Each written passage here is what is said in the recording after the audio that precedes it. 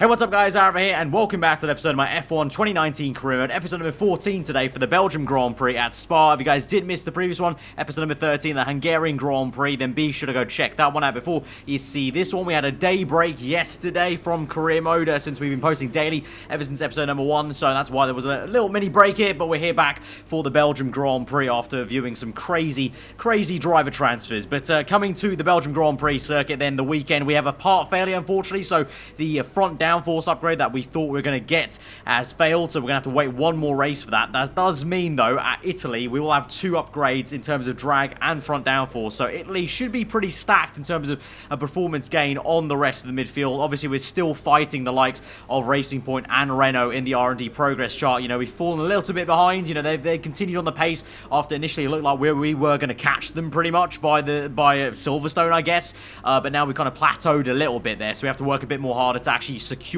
that performance against Renault Racing Point. Of course, in reality, we've got ahead of them in terms of points.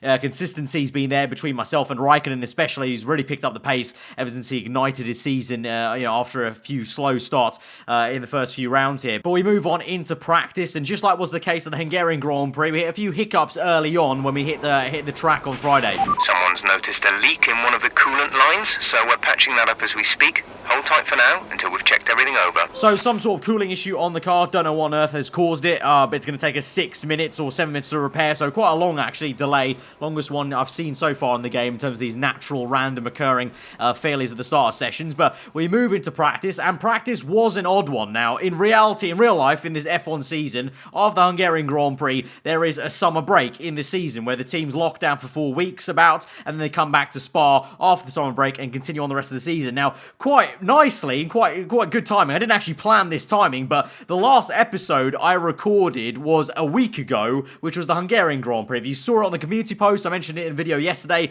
I actually went on a week's holiday after I recorded the Hungarian Grand Prix, so quite nicely, just like the real F1 drivers, I'm coming back after a holiday break to the Belgian Grand Prix, which did mean driving was a bit weird. It definitely felt a bit odd getting back behind the steering wheel of the Alfa Romeo Racing car, so practice was a bit more needed, I guess you could say, compared to the previous few episodes, but getting the excuses out of the way nice and early. But let's just hit the track now. That's enough waffle about practice and excuses. Let's go to qualifying, see how we do on Saturday. It's qualifying time at Spa, one of the mightiest tracks on the Formula One calendar. Long straights, up and downhill, Eau Rouge as well. This track isn't for the faint-hearted. Looking at this field today, Anthony, do you think we're going to see anyone take a chance? Maybe run the hard tyres and save some of the grippier tyres for the race tomorrow? Well, I'd be surprised in all honesty. It's only the front runners that really have the pace to get away with that, and even then, at the end of the day, it's a big risk.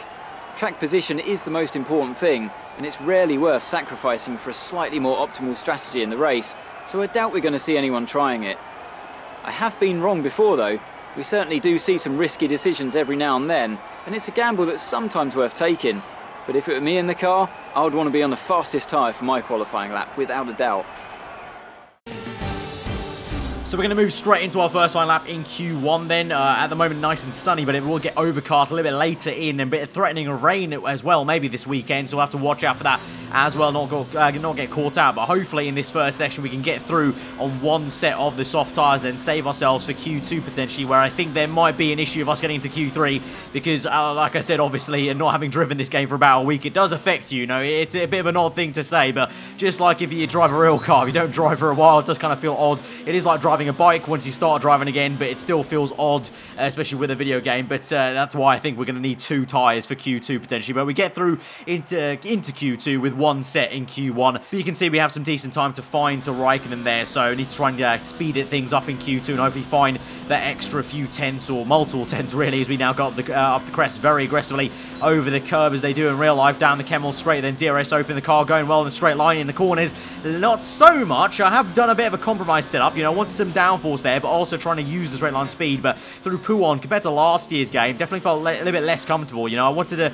kind of go down to 6 to get the nose in, but that kind of slowed down the momentum too much, so you kind of roll the car through in 7th, and that felt quite awkward. So this entire weekend fully wasn't really comfortable with Sector 2 around Belgium. We go up into P6 now with our first flyer, but by the time we go through and fast forward through the session, Raikkonen is down in P9. I'm out of the top 10 in P11, so we have to go again to try and get into the top 10 shootout here. And actually, I did not find any time until the last 2 corners there. The bus stop chicane, I gained magically 3/10 by just braking a bit later, controlling the lockup, and that gained me enough time to even beat Kimi and get through into Q3. He does as well, thankfully, so both Alfa Romeos in the top 10 shootout there. But, you know, very odd one for me, not getting any time anywhere until the very last corner. So that's a little bit worrying, because that means I don't really have much else to go for now in Q3 in terms of can I even find any more time. And now it's a little bit more overcast. Track conditions changed a little bit, and I felt like I was a bit too cautious to turn 1. And so I've already lost some time, I bet, on this first kind of sector here. I would say a lot of momentum loss on the entry and exit of the first turn. And generally speaking, as we go on through the lap, it didn't feel like an amazing one. I only had 1 lap to do, obviously, because I'd used all my softs. I had 1 free set given to me for Q3, so this was it, basically. Everyone's set 1 lap already. I've gone out in the middle of the session with clean air to try and bung one in. But you can see the session's actually quite close to ending here. So at the moment, Leclerc is on provisional pole. We can see the car sliding around now. So I just lost a lot of grip actually on this last run. I don't know what it was. The car just felt very different from Q2 to Q3, and just felt like there was a lack of just downforce, really, actually, if anything. But we go across the line, and unfortunately for us, it is going to be P10. Raikkonen with an amazing P6 then, best of the rest, beating a Red Bull of Gasly, who does very, very poorly. But to be fair, if you look at the times, if I had set my best Q2 time in Q3, that still wouldn't have actually beaten Raikkonen. So he actually had me covered quite nicely, Kimi did. And so, like I said, we have some catching up to do against our teammate, getting back in the swing of playing F1 2019 with his Alfa Romeo. P10's not too bad. We obviously had worse at the Hungarian Grand Prix, and we had a pretty solid race around there, what was a very good recovery drive. So I'm not too disheartened. And Belgium, if we go off the previous F1 games, a very good Grand Prix for overtaking. So let's just stay positive. Let's get into Sunday and see how we do there. Who doesn't love the Belgian Grand Prix? It's the race, of course, that gave maiden pole positions to the Jordan and Force India teams, with Rubens Barrichello and Giancarlo Fisichella respectively. Jordan, of course, would then go on to better that here in 1998 with their first ever victory. And you can guarantee that something special will always happen at Spa-Francorchamps. But what that something is today is anybody's guess. Spa-Francorchamps today, a circuit that spans 4.35 miles. There are tons of elevation changes along the way too. 19 corners making up this circuit, with 9 of those to the right and the remaining 10 to the left. This track is a great one for fans of pure speed. The average lap speed comes close to a whopping 145 miles an hour. Joining me for today's race once again is Anthony Davidson. Now, can I talk to you about Sebastian Vettel? That was a great win in the last race. Can they keep that momentum going this weekend? There are never any guarantees in this business, but certainly the performance last time out would have boosted their confidence coming into this one. It's time to see how our drivers are stacking up after yesterday's exciting qualifying session. A fantastic effort from Charles Leclerc yesterday puts him on pole, and it's Lewis Hamilton alongside. Looking down the rest of the grid, we have Vettel, Bottas, Max Verstappen and Raikkonen, Hülkenberg, Gasly, Weber and the engineer, Stroll, Magnussen, Devon Butler and Perez. Ricciardo, Grosjean, Lando Norris and Carlos Sainz. Russell and Alexander Albon picks up the last spot on the grid. Now it's almost time to lights out, so let's go down to the track.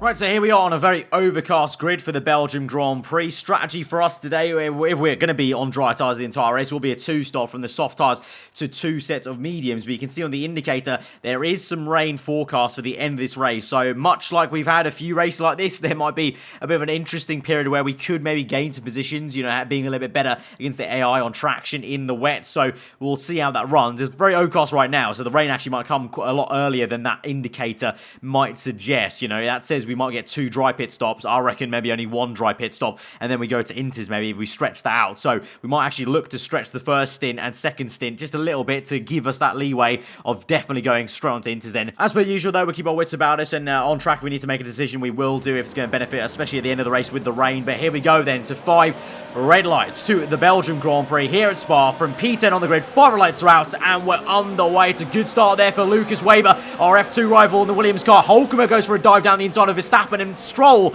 dive bombs me and tries to mug me off, as well as Gasly's. We're 3 wide with the Frenchman there. Gasly with a really poor entry into turn 1 with the Red Bull car, so he's down to P9. Can we try and get him to the inside as we go through Rouge up the hill and the crest, and we're around the outside, drifting through up the hill as we now go down towards the Kemmel Straight. We've just about made it, and we're past the Red Bull car, so we're up into P9 now. Meanwhile, up ahead, Raikkonen is trying to do some bits and get up into P6. He's lost that position from qualifying there, and it's a real big gaggle behind me and a huge train ahead of me as the 2 Ferraris have filtered out behind the Mercedes car. I'm guessing that's Lewis Hamilton there. Meanwhile, Hulkenberg in his new Racing Point car, of course, for this second half of the season, trying to do some bits down the inside of Verstappen. He goes, actually, Hulkenberg v Verstappen, and we go around the outside of Lucas Weber, and Weber makes some contact with us. He squeezes out very harshly, and so now we find ourselves once again side by side with Gasly and have to do some defending there to keep that P9. So I try my best to get my old F2 teammate, but he was very unapologetically harsh with me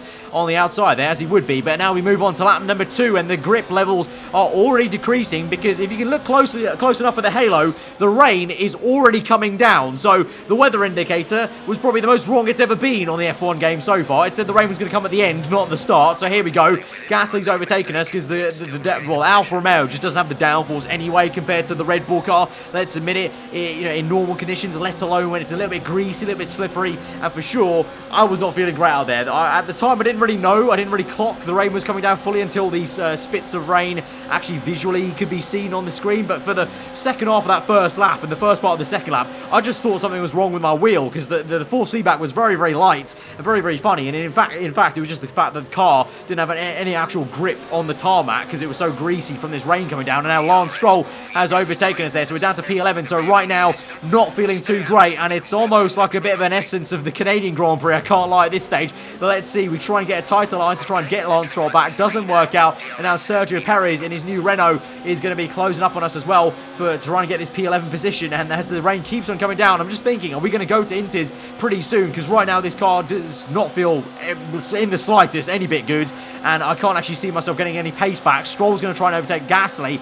I had a little bit of hope that I could maybe try and come back into this straight away, try and make a move on Gasly, but alas, just don't have the braking confidence there, and instead Sergio Perez is going to howl me in the mirrors. You can see on the left and the right now, the sea of yellow in my mirrors, and Perez sooner or later is probably going to try and make a move, because I'm just going backwards really and slower. Meanwhile, Raikkonen is doing pretty okay in that train, I think, but at the moment up in the top 10, you've got the 1 and 2, Mercedes and Ferrari getting away from the main pack in the points paying position. But here goes Sergio Perez then down the inside of Pouon. I said I was already uncomfortable in Pouon in the dry in qualifying, and now we're side by side with him in these damp conditions. And Perez really getting the elbows out there on the right-hand side. He's going to swoop round the outside, though, just like Gasly, getting me into this right and then left. And I have no grip there, and I have nothing more to say, really. We're down to P12 now. And now Devin Butler, my other F2 rival, is right behind me. So hopefully things don't go from bad to worse. But right now, it's not feeling great. And we also have DRS disabled, even though, I mean, DRS won't be used that much anyway in these conditions, I would imagine, because it'd be quite dangerous, but it's been disabled. And we have tyre wear, so a lot of things going off. And oh my word, look at that. Lance Stroll has just overtaken Gasly round the outside up the hill. What a fantastic move there from the Canadian. And Gasly getting embarrassed in this Grand Prix now because he's being overtaken by Sergio Perez. It's all a bit too much like real life at the moment, to be honest, as Sergio Perez mugs him off, and Gasly is now down to P11 outside the points there, whereas his teammate is up in the points fighting for the top 5, I would imagine. So Gasly not too great there, and maybe he's got an issue, I don't know. Can we try and chase after him? Looks like Sergio Perez also goes a little bit slow after actually overtaking Gasly, and Gasly might actually fight back a little bit here. I think we actually heard on team radio that Sergio Perez does have some sort of issue with the car. So will Gasly have a go to the inside of Pouon? Yes, he will do, and the Frenchman comes back at Perez for P10 there. So number 10 gets back into P10, and Perez is going very slow now, so I think he does have an issue. So can we try and at least get back into P11 and try and save some face, at least in this race at the start? And the answer to that may have been yes, if I was going to continue on at the end of this lap as we catch the Mexican up at the end of lap 5, but instead I'm actually going to come in for the first dry tyre pit stop now onto a set of medium tyres. Now the rain, yeah, it is coming down, but it's not coming down hard enough where it's time for intes. It's slippery, yes, but that may just be made worse by the fact my tyres have gone off. So I thought I'll come in for the medium tyres, and immediately I actually was reassured because Sebastian Vettel, there he is, that Ferrari car, is also come in for the mediums there. So Vettel from, what was I think, P2 or P3 has come in for mediums. So I think we're on the same strategy there, same thinking maybe in terms of, you know, the tyre wear is going to just make the damp conditions worse.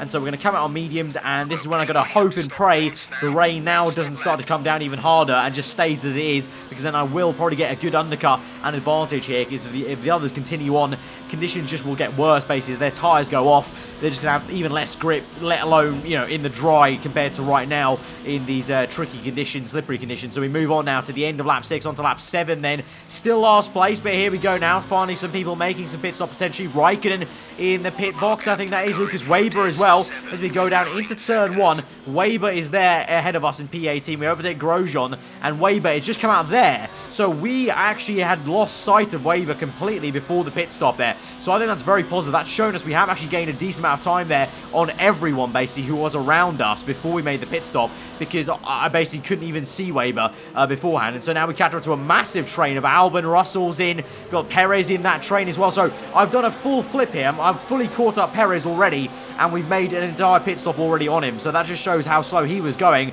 But also we're catching the likes of Albon. We're already up into P13. So things are looking a lot very positive indeed. And that was a good decision by me, because now on the exit of turn 1, look at the traction we get on Albon there on those worn soft tyres. We got Hulkenberg as well, just leaving the pit lane on the Racing Point car. We are just about squeezed ahead of him there in P12. We do some massive amount of car control there at the top of the hill to keep the car in a straight line at the crest. But we're up into P12, and now we'll go ahead and try and overtake Sergio Perez. Albon will make it 3 wide here as we go down to the end of the Kemmel Straight. Albon is still there on the inside. We're going to squeeze him out for P11, and we'll also get Perez as well. And so we're up into P11. That's a successful undercut, I think you could say, because we've beaten Hulkenberg, who he was ahead of us. We've beaten Perez, who he was ahead of us, and we're close to Weber, who we couldn't even see before. So I think all in all, positive here. It still is a very odd situation, though. I can't lie. It's reminding me of Brazil 2012, you know. It's looking wet enough. The rain's coming down, yet all of us are on dry tyres. So much like the Brazilian Grand Prix of 2012, where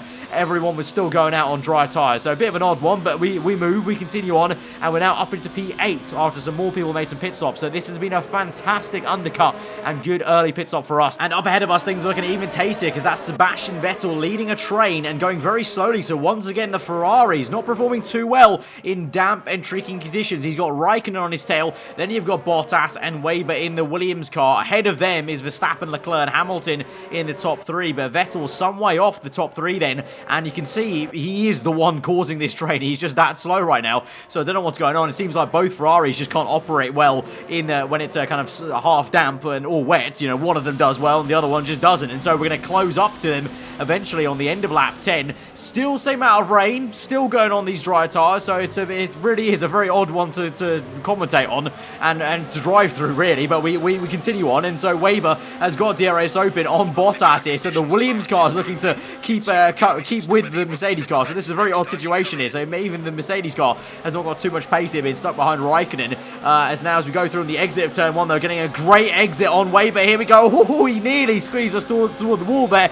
That could have been a Sergio Perez v Ocon kind of moment. We're side by side up the hill. We are neck and neck, and we've made contact there. He's pushed us off the road, and it's a bit frosty, a bit questionable, but we're up into P7. But what could I do there? I mean, he lost the back end, I lost the back end, and we came through on the exit, and he just tapped me to the side. I couldn't go anywhere else, but the FI haven't said anything about that, about me giving back the position, so I will not. And so we're up into P7, so I may have just annoyed my former teammate there, so he might not be so happy with me after the race, but we continue on, and now we watch Bottas still pressurising Raikkonen, who is still keeping on the back of Sebastian Vettel, who is not able to get away. You know, you would think the Ferrari would be able to waltz away from the Alfa Romeo Racing car, but recent races have been showing the Alfa Romeo Racing car has been pretty damn decent here, especially against the Ferrari in the wet. You know, remember Austria, it was only until it started to dry up that Leclerc had me and Raikkonen, whereas, you know, in the wet, Austria, myself and Raikkonen were comfortably ahead of Leclerc. So So this is all coming ahead once more, and so we're going to keep on chasing after these guys as we move on, though, down this back straight. Bottas, I think, is looking likely to make a pass on Raikkonen, to be honest here,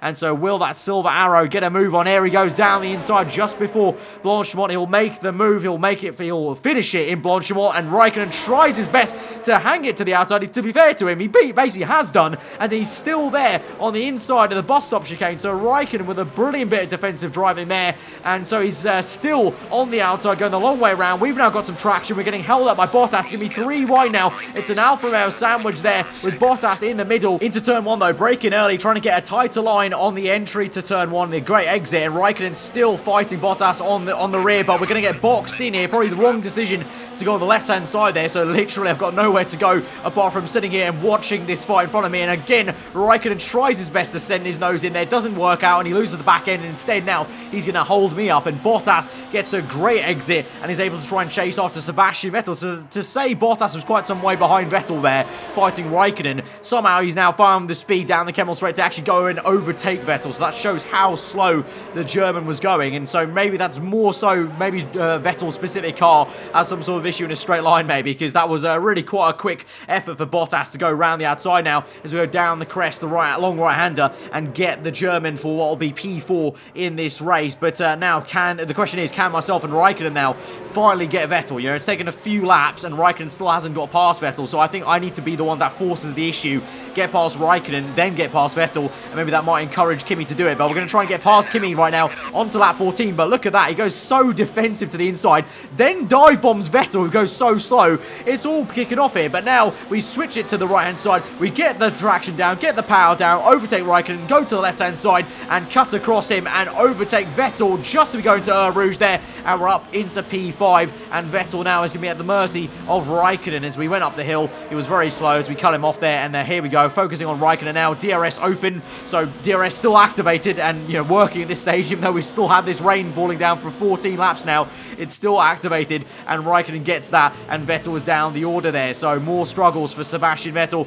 It's glory for us at the moment, P5 and P6. What a race this has been so far for us, to say the fact this is my first race back after a week on the F1 2019 game. Very, very entertaining so far. And on this same lap, though, I will come in finally for the Inters, because my engineer actually said, we missed it there whilst we watched the overtake with Raikkonen and Vettel. My engineer actually said if I wanted to, I could cross over to Inters right now. So I thought, you know what, let's take that gamble. The undercut worked the first time from softs to mediums. Let's take the undercut onto intermediates, because I reckon everyone else will stay out for too long, and that eventually my Inters will kick in, and like nothing, I'll be gaining so much time on everyone. So we've made the gamble here. I'm the only one in the pit lane that's made this call. So this could go horrendously wrong and fire back in my face, but let's see. We exit the pit lane just ahead of Lucas Weber in the Williams car. So how times change in this race, and now we're behind 2 McLarens, but all these guys on dry tyres. So immediately, let's see how this goes out here on Inters versus the dry tyres. So far, so good. The grip level is pretty decent up Rouge,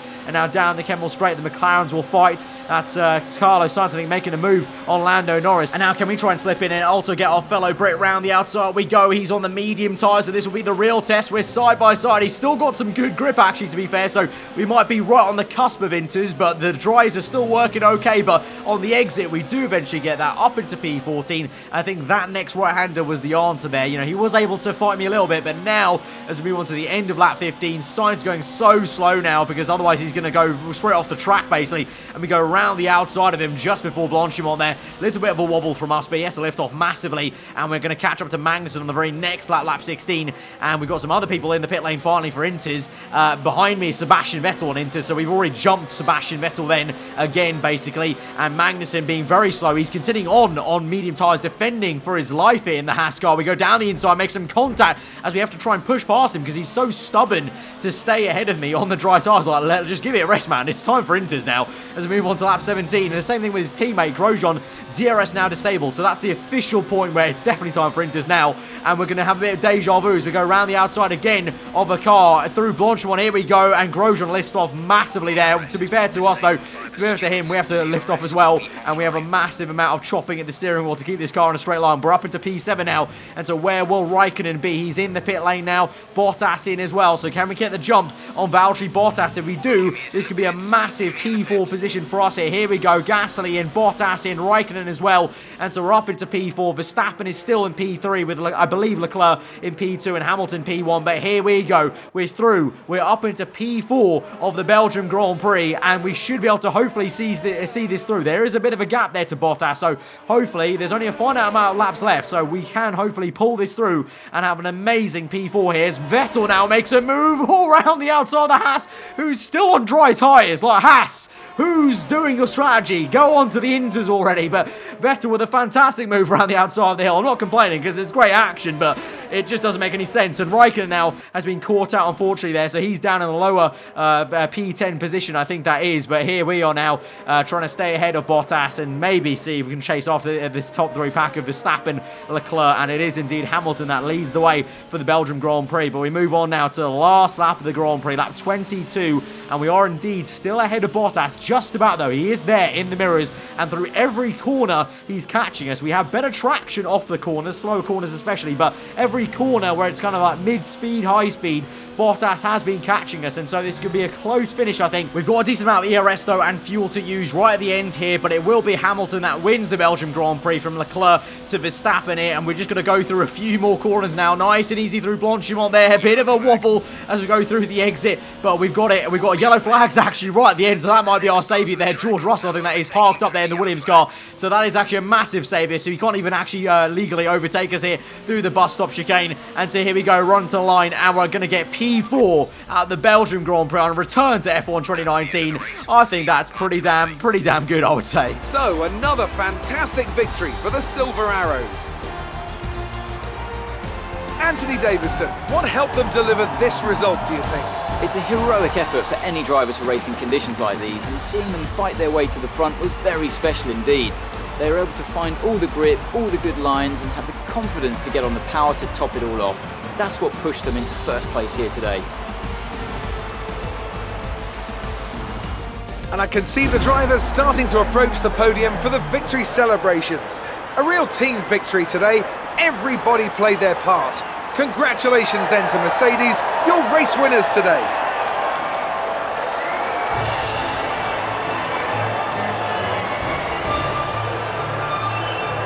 So in the end, Raikkonen got P9, which is a bit of a shame, to be fair, but he got caught out like a lot of people with the whole, pitting a little bit later for dries and not pitting early enough for inters, as did Sebastian Vettel.